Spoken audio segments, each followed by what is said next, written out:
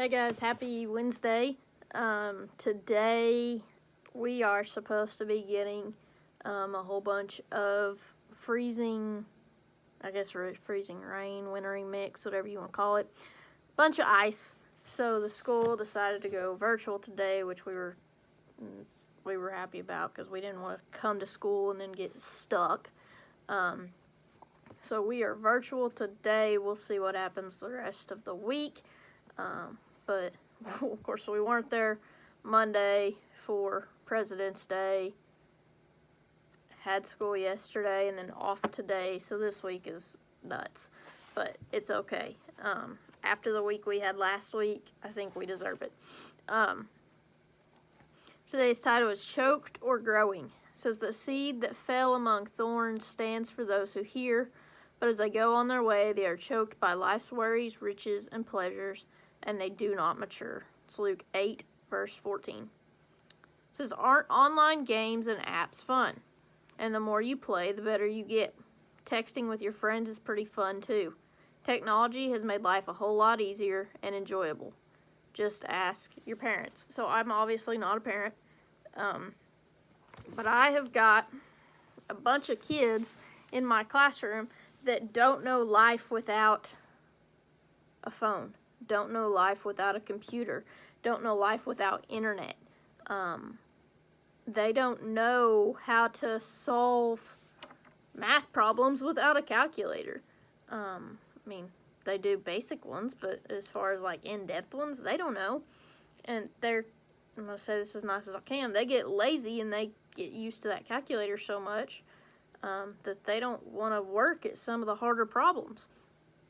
But I am in that generation that I know what life was like before all the technology that we have, because it was up until like my 6th, 7th grade year before I had a cell phone, and so I know what life is like before technology,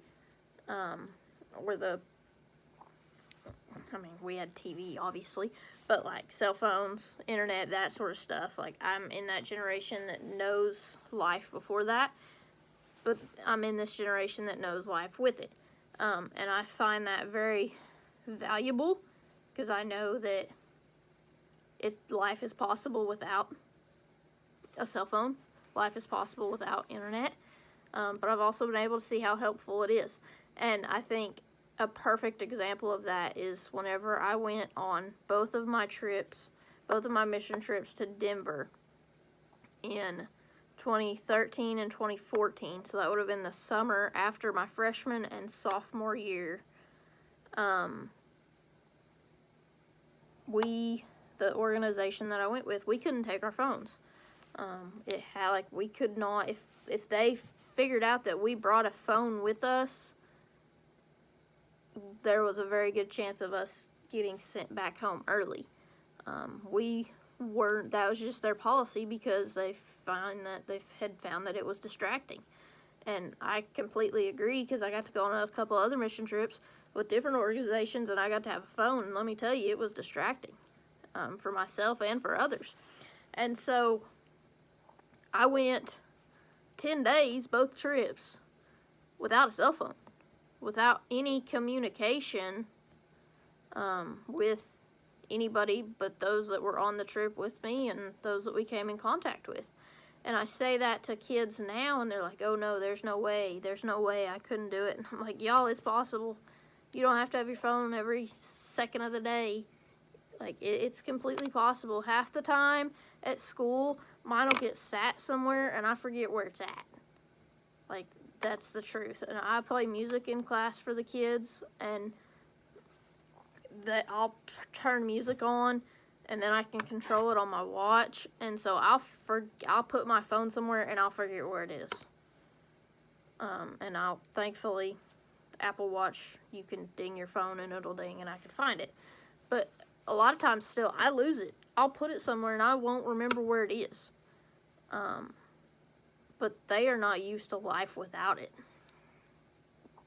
It says, your parents could tell you how complicated life was before computers, but they could also tell you how much simpler the world seemed before they had so much stuff.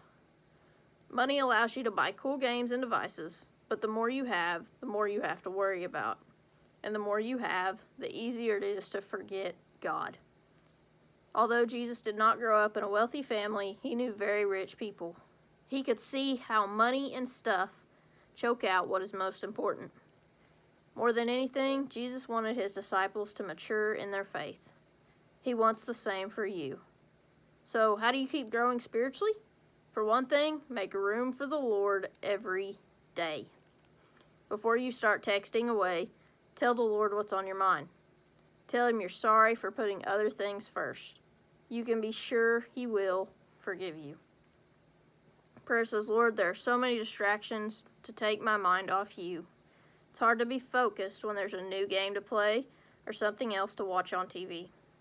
Please help me today to put you first. And I think that is a great prayer for every single one of us. Because even on our best days, there's still something that takes our focus off of God. Even on our best days, there's still a distraction. So I think that is a prayer that we can all get behind every single day, to have our focus on God as much as we can possibly manage it. We're not going to be perfect because we're human, but to just have our focus on God as much as we can. That is a goal that we all should strive for every single day.